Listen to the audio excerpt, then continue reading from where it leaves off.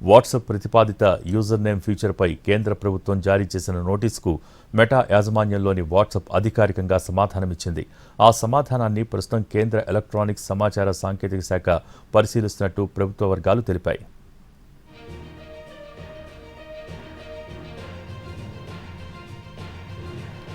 వాట్సాప్లో ఫోన్ నెంబర్ను పంచుకోకుండా user name ద్వారా ఇతరులతో సంభాషించే వీలును కల్పించే ఈ ఫీచర్పై కేంద్రం గత వారం అభ్యంతరం వ్యక్తం చేసింది.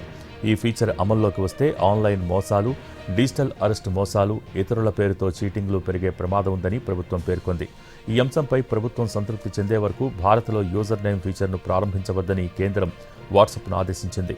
ప్రభుత్వ నోటీసుల అనంతరం వాట్సాప్ అధికారికంగా సమాధానమిచ్చిందని, దీనిపై కేంద్ర ఐటీ శాఖ పరిశీలిస్తోందని ప్రభుత్వ వర్గాలు తెలిపాయి. అయితే ఈ విషయంపై వాట్సాప్ ఇప్పటివరకు అధికారిక ప్రకటన విడుదల చేయలేదు.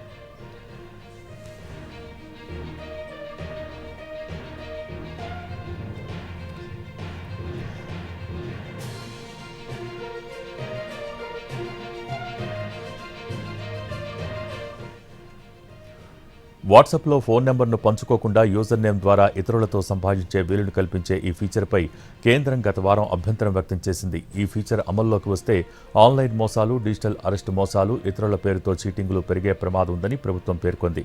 ఈ అంశంపై ప్రభుత్వం సంతృప్తి చెందే వరకు భారత్లో యూజర్ నేమ్ ఫీచర్ను ప్రారంభించవద్దని కేంద్రం వాట్సాప్ను ఆదేశించింది. ప్రభుత్వ నోటీసుల అనంతరం వాట్సాప్ అధికారికంగా సమాధానమిచ్చిందని, దీనిపై కేంద్ర ఐటీ శాఖ పరిశీలిస్తోందని ప్రభుత్వ వర్గాలు తెలిపాయి. అయితే ఈ విషయంపై వాట్సాప్ ఇప్పటివరకు అధికారిక ప్రకటన విడుదల చేయలేదు.